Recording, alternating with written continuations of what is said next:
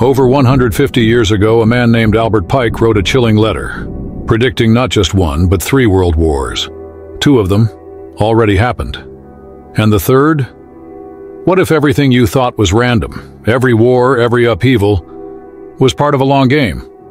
This isn't conspiracy theory, it's a historical letter.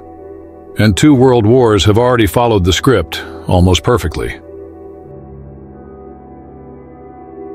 "We shall unleash the nihilists and the atheists," wrote an infamous 19th century figure describing how he would provoke a formidable social cataclysm that would shock the world with its horror. In other words, we shall unleash the destroyer. This mysterious proclamation, cold, calculated, and brimming with dark intent, outlined a plot to incite chaos on an unprecedented scale. But who would devise such a diabolical plan? And could the chaos we've seen in our world be part of that plan? These questions beckon us on a journey back in time, peeling away the layers of history to uncover a secret blueprint meant to stir up 3 world wars and remake the world. Our journey begins in the year 1870. Imagine a dimly lit study where 2 men trade letters under utmost secrecy. One is Giuseppe Mazzini, an Italian revolutionary leader steeped in secret societies, and the other is Albert Pike, an American Civil War general and influential Freemason.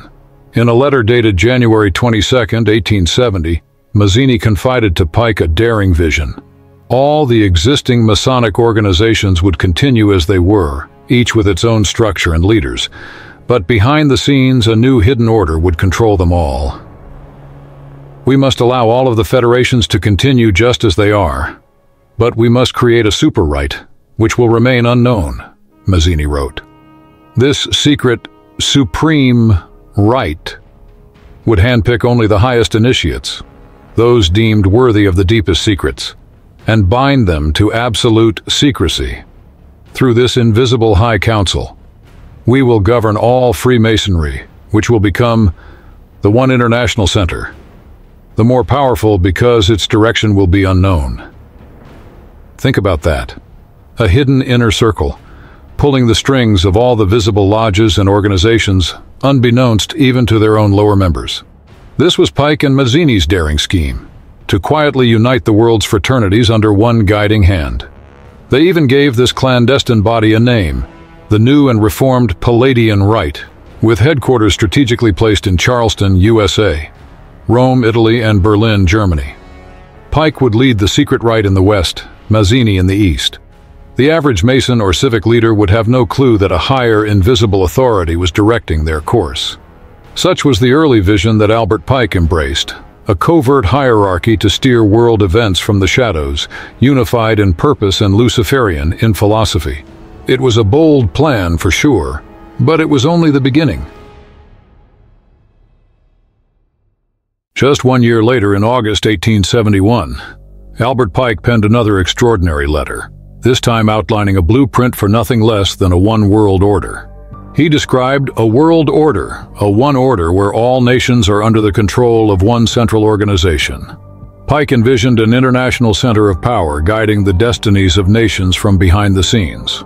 To achieve this, as unimaginable as it sounds, Pike's plan called for 3 monumental global wars that would reshape the world and pave the way for this unified order. Yes, you heard that right. 3 world wars foretold years before any world war had occurred.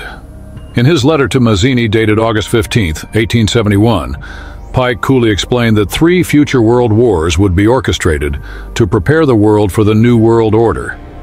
Each conflict would serve a specific purpose in weakening certain powers and ideologies, until, at last, a global government could step in. It was a breathtakingly audacious plot, to use war itself, the most horrific of human calamities, as a tool to forge a new societal order. The world, of course, had yet to experience even a single world war. One can only imagine how fantastical, or mad, such predictions might have sounded to Pike's contemporaries. And yet, as we shall see, the 20th century unfolded almost exactly along the lines Pike described. Was it mere coincidence or chilling foresight? "And ye shall hear of wars and rumors of wars. For nation shall rise against nation, and kingdom against kingdom. Jesus warned long ago. But who could imagine that men might plan such wars in advance?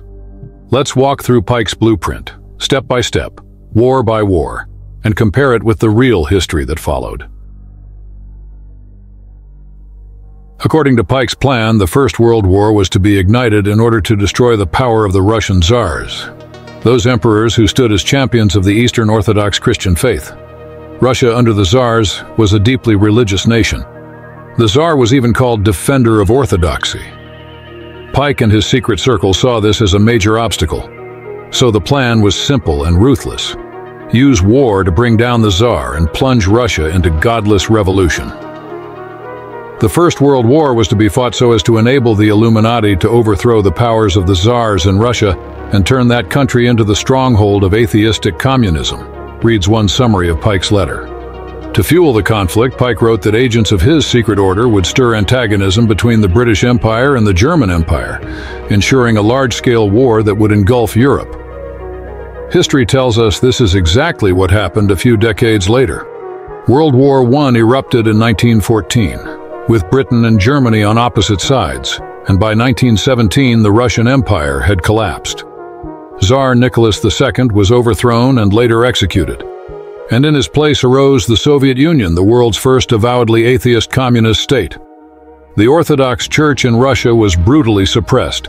Countless priests were killed or imprisoned, churches ransacked, faith silenced.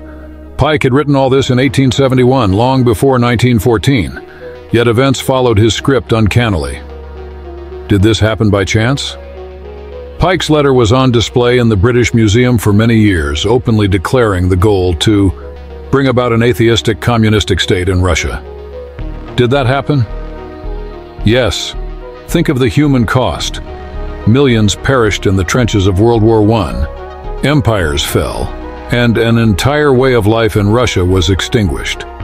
Families wept over sons never returning home. Centuries-old traditions were ground to dust. Was all this sorrow orchestrated to fulfill a secret agenda? It's a harrowing thought. Yet as the smoke cleared from World War I, the stage was being set for an even greater conflict, one that Pike's plan also eerily anticipated.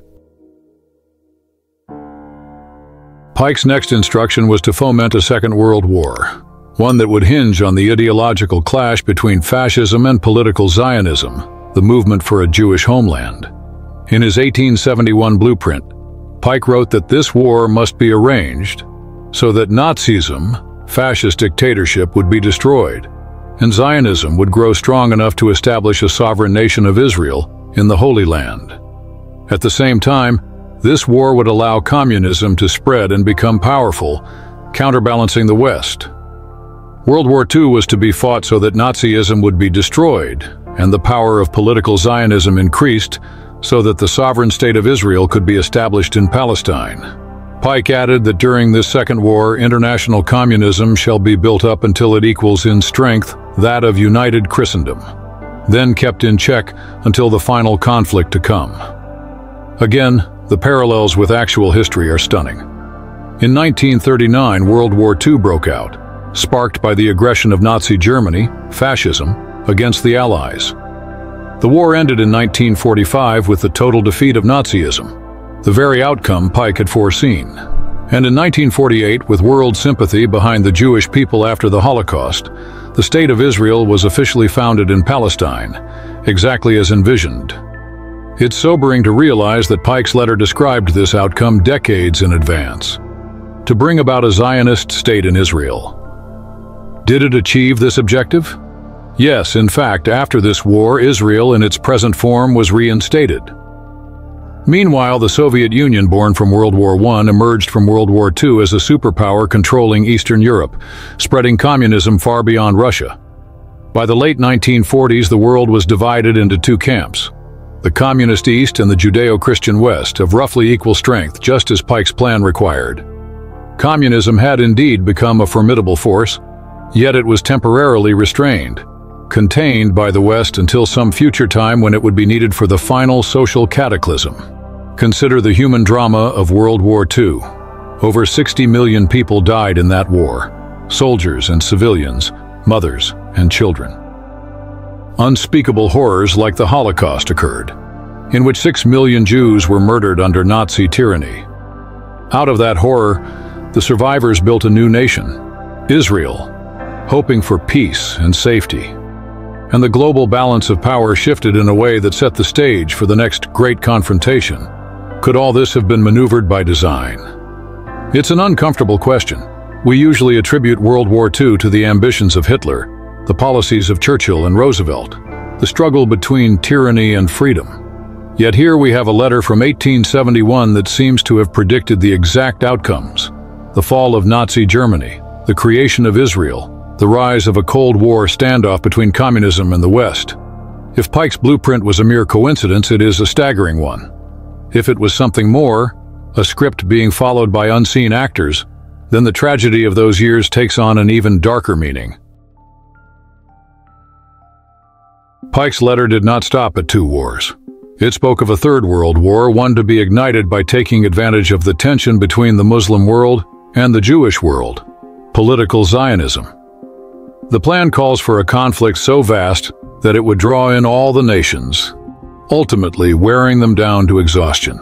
World War III is to be fomented by using the differences between political Zionists and the leaders of the Muslim world, Pike allegedly wrote. He foretold a war that would erupt in the Middle East, setting Islam and Israel at each other's throats, and spreading outward until every nation was sucked into the vortex. The war is to be conducted in such a way that Islam and political Zionism will destroy themselves, Pike's outline continues, while at the same time the remaining nations will be forced to fight themselves into a state of complete exhaustion, physically, mentally, spiritually, and economically.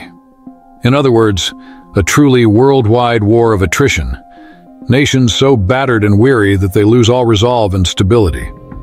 Does this scenario sound eerily familiar? Ever since the mid-20th century, and especially as we entered the 21st, the Middle East has been a boiling cauldron of conflict. The tension between Israel and surrounding Islamic nations has led to multiple wars and crises. Elsewhere, terrorism and ideological clashes pit parts of the Islamic world against the West. One doesn't need much imagination to see how a spark in this powder keg could escalate into a global nightmare. In fact, Pike's envisioned Third World War directly evokes the specter of Armageddon, the prophesied final war in the Bible. In the book of Revelation, Armageddon is the gathering place of the nations for the last great battle, Revelation 16:16. Astonishingly, over 150 years ago, Pike's letter spoke of a third world war in the Middle East that would result in Armageddon. Are we living on the brink of that very event? It's a chilling thought. We see headlines of conflict in the Middle East and surging tensions between religious and cultural blocs. We watch as acts of terror or outbreaks of war send ripples of fear around the globe. One has to wonder, are these the early tremors of the worldwide cataclysm Pike described? If so, it means that long ago, someone, or something, intended for the modern world to descend into this chaos. Is it all part of the plan to finally break the nations into exhaustion? The Bible warns of a time of trouble and a great war, but it also tells us not to be deceived by appearances. It asks in Luke 21:26 how in the last days men's hearts will fail them for fear, looking at the things coming on the earth. We cannot say for certain if Pike's World War III has begun or is yet to come. But the very fact that this 19th century plan so accurately outlined 2 world wars and points toward a third makes one pause. It urges us to look at current events with new eyes and ask, what is really driving the conflicts of our time? As terrifying as a global war between Islam and Judaism sounds, Pike's plan held an even more pernicious twist for after World War III. The ultimate aim was not simply world exhaustion. It was to force a final spiritual resolution upon humanity. Pike wrote that after a third war, a period of unprecedented turmoil would be unleashed. He stated, "We shall unleash the nihilists and atheists and provoke a formidable social cataclysm, which in all its horror will show clearly to the nations the effect of absolute atheism. In other words, those who love destruction, nihilists, and those who believe in nothing, atheists, would be let loose to wreak havoc." They would carry out acts of extreme savagery and bloodshed, creating a nightmare scenario of violence and despair. Society would crumble under the weight of lawlessness, and people everywhere would see the ugly reality of a world without faith or moral compass. The effect of absolute atheism, origin of savagery, and of the most bloody turmoil. Pike continues by describing the reaction of the masses to this hellish upheaval. Then everywhere, the citizens, obliged to defend themselves against the world minority of revolutionaries, will exterminate those destroyers of civilization. In other words, ordinary people, driven to the brink by terror and chaos, would rise up and annihilate the nihilists responsible for the carnage. The very agents of destruction that were unleashed would themselves be destroyed in turn. But tragically, by this point, the people of the world would be utterly disillusioned. Pike says they would be disillusioned with Christianity, whose deistic spirits will from that moment be without compass or direction, and exhausted by the ferocity of atheism as well. Imagine surviving a world war, and then watching society crumble into violence and anarchy. Every belief system, both religion and secular ideologies, would have failed in the eyes of the masses. In their anguish, people would be anxious for an ideal to believe in, but without knowing where to render its adoration. They will be desperate, like sailors lost at sea with no star to guide them. And here lies the crux of the plan. At that moment of maximum despair and confusion, when humanity cries out for light, they will be shown the true light. But it is not the light they expect. Pike wrote that the multitude will receive the pure light through the universal manifestation of the pure doctrine of Lucifer, brought finally out in the public view. In plain terms, the architects of this chaos plan to reveal Lucifer as the savior and object of worship to the shattered world. After Christianity and atheism have both been conquered and exterminated, eliminated together as dual obstacles, the stage will be set to enthrone a new global religion based on Luciferian doctrine. In their view, Lucifer, whom the Bible identifies as a fallen angel, Satan, is actually the bearer of true light and enlightenment for mankind. They intend that in the aftermath of the great Cataclysm, people will be so desperate for hope and order that they will embrace Lucifer's teachings as the foundation of a new age. It is the ultimate bait and switch, create unbearable darkness so that people will grasp at a false light. Let that sink in. A plan to destroy both Christianity and atheism in one masterstroke. And from their ashes, to raise up a new faith centered on Lucifer. This is not mere speculation. These are the very words attributed to Albert Pike in that 1871 letter. It sends chills down the spine. For those of us with a biblical worldview, it is a direct affront to everything holy. A scheme to make the whole world worship the one the Bible calls the devil. Yet we were warned of this kind of final deception, were we not? The Bible in 2 Corinthians 11:14 cautions that Satan himself is transformed into an angel of light. In other words, evil won't always appear with the devil's horns and a pitchfork. Sometimes it will present itself as radiant, benevolent, and wise. The pure doctrine of Lucifer that Pike speaks of would no doubt be billed as some advanced truth, a new enlightenment for a new world, something to save humanity from its despair. But a lie is a lie, even if it glitters. If ever such a moment comes, when a suffering world is invited to unite under a new luminous faith that denounces both traditional religion and godless chaos, we must remember that not all that is called light is truly light. Pike's envisioned cataclysm is terrifying, but take heart. This dark plan is not the only plan at work in the world. Yes, there are those who plot to enthrone Lucifer, but there is also a God who promises that evil will not triumph. The very existence of such a diabolical blueprint suggests that a great cosmic struggle is going on. And indeed, many people of faith, including some who have studied these letters, see history as a battleground between God's truth and Satan's lies, often called the Great Controversy between Christ and Satan. In that context, Pike's plan is essentially Satan's playbook. Cause conflict, fuel hatred, plunge the world into darkness, then offer himself as an angel of light to a desperate humanity. It's a plan that we as individuals are not powerless against, for we can choose the true light over the false. But to do so, we first must know the truth of what has been and what is to come.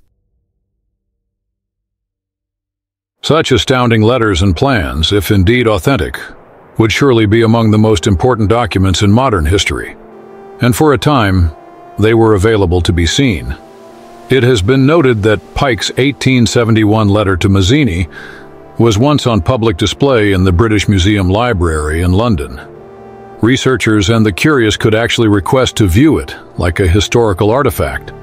However, this is no longer the case. According to multiple accounts, the letter was removed from public view and buried in the archives, inaccessible to researchers. In fact, if you inquire today, official channels will either deny knowledge of the letter or claim it never existed. Why would such a document be hidden away? If it were merely a curious and false conspiracy tale, one would think it could be left out in the open, harmless.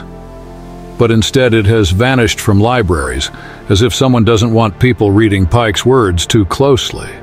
It is true that critics have long claimed Pike's letters are a hoax.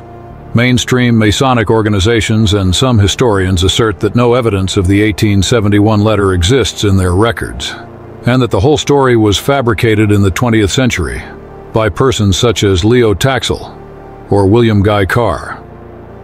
Leo Taxil was a notorious prankster who in 1897 claimed to have forged some anti-Masonic content, and William Guy Carr was a writer in the 1950s who publicized the Three World Wars scenario. Freemasons point to these as proof that the Pike letter is just a myth. But here's the perplexing part.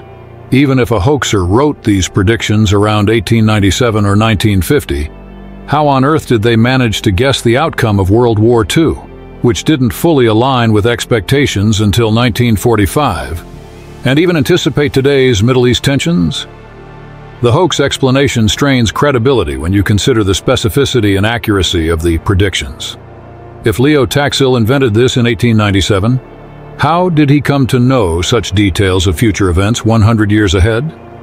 It would mean he not only foresaw World War I and II, but also the global political landscape of the early 21st century.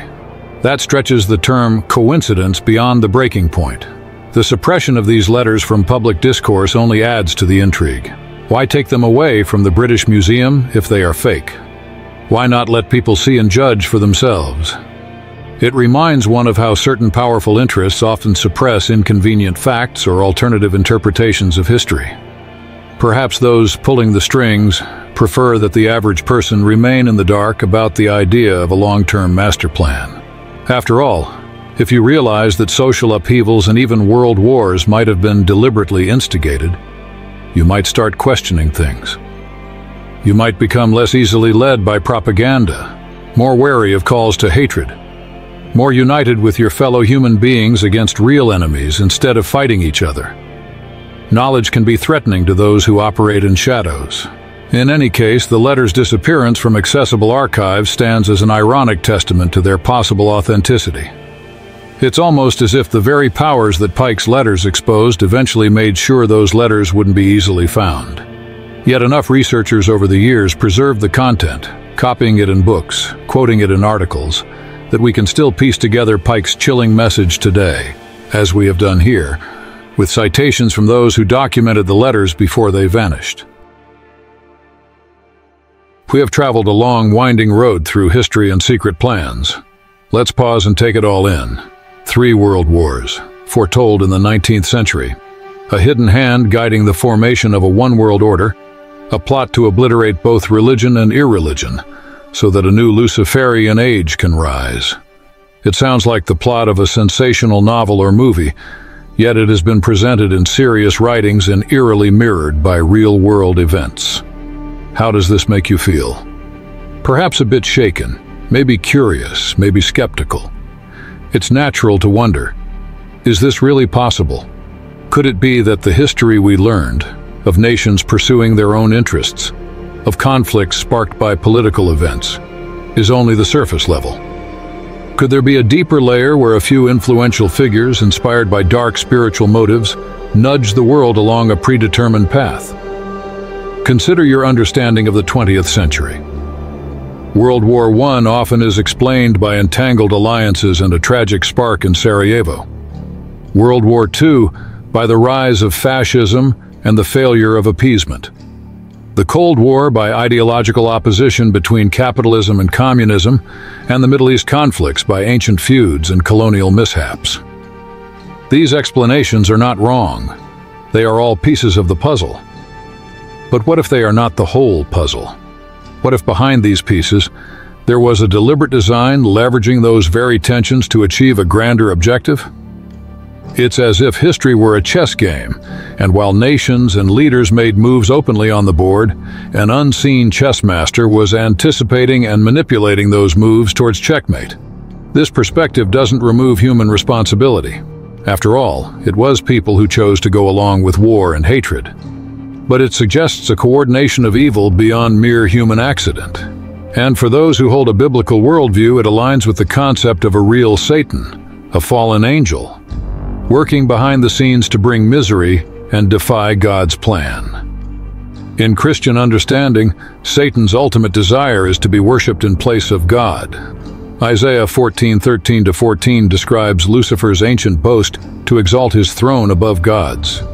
What have we seen in Pike's plan? A roadmap to trick humanity into worshiping Lucifer as light.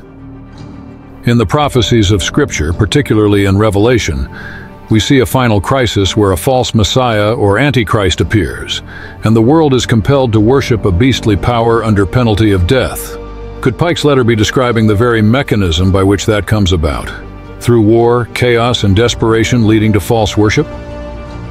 It's a staggering possibility that makes one's heart tremble, but also affirms the notion that spiritual powers are at work in our world's affairs. As the Apostle Paul wrote, "We wrestle not against flesh and blood, but against principalities, against powers, against spiritual wickedness in high places." Ephesians 6:12. Now, it's easy to feel frightened or hopeless when facing such a colossal and dark conspiracy.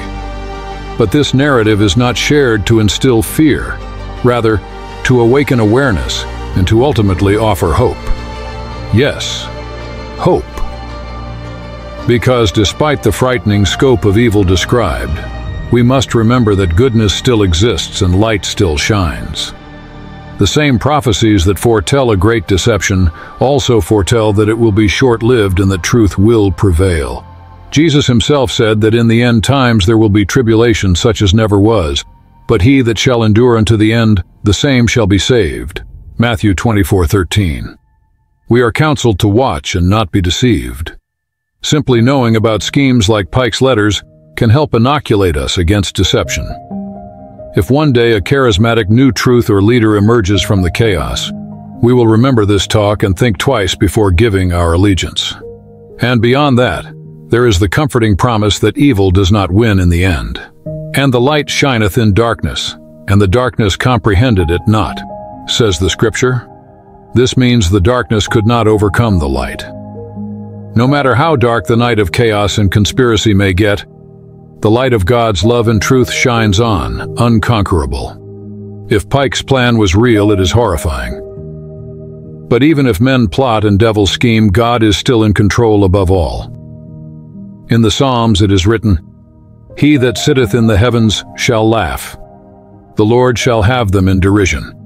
Psalm 2:4, meaning God ultimately foils the plans of those who set themselves against him. History is permitted to follow a certain course for a time, but it's moving toward a divine conclusion where justice is done. So what do we do with all this? First, we reflect, we re-examine the world around us. Perhaps we become a bit more critical of calls to war and hatred, knowing that someone might be trying to rub two systems against each other to create order out of chaos. As the Freemason motto Ordo ab Chao goes, perhaps we strive to be peacemakers in our personal spheres, resisting the narrative of inevitable clash. Second, we stay spiritually alert. If you believe in God, hold fast to your faith, but also be humble and loving. Remember that extremism on any side could be manipulated by a higher agenda. If you're not religious, still be on guard. Don't let despair or nihilism overtake you if the world seems to crumble, because that despair is exactly the trap laid in Pike's plan. And finally, We find courage and hope in the unchanging principles of truth and love. The very fact that a scheme exists to counterfeit light tells us there is a true light worth clinging to. The true light values freedom of conscience, love for one's neighbor, peace over war, and truth over deception. Call it the spirit of Christ, if you will, a spirit of selfless love and goodness. In the end, that spirit wins. The destroyer will not reign supreme. His rampage is brief. In the grand story of eternity, evil is but a tragic chapter, and it will be overcome by good. So, dear friend, let the tale of Albert Pike's letters be a warning, but not a sentence of doom. Let it provoke you to ask hard questions. Who really controls the world? What is the meaning of the turmoil we see? And where do I stand in this great drama? The answers may lead you to a deeper search into history, into prophecy, into your own heart. And as you search, remember, the hope of the world does not lie in secret councils or grand schemes of men, but in the enduring promise that light will triumph over darkness. The destroyer may be unleashed for a time, but the creator and redeemer of this world has not abandoned us. In the face of monumental conspiracies, we can still say with confidence, if God be for us, who can be against us? Romans 8:31. History's hidden plots can stir our fears, but they can also stir our hearts to seek what is righteous and true. As you step away from this narrative, carry with you a renewed awareness of the times we live in, and an inner assurance that even when evil conspires, goodness and truth have their own quiet power working for a better ending. In the end, each of us has a choice, to be swept along by the tides of chaos, or to stand firm on the rock of truth and love. Which will you choose? The question hangs, inviting your personal response. A response that, perhaps, is part of a greater plan of hope that evil can never defeat.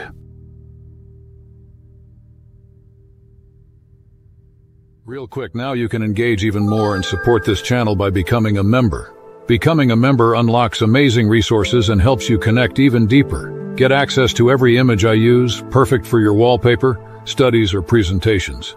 Need a custom visual for a study group or a Bible verse that speaks to you? I'll design it. And members get to suggest entire video topics they'd love to see explored. Honestly, this is about more than perks. It's your chance to directly shape the content and help me create videos that matter most to you. Check the description for details. Thanks so much for being part of this community. God bless.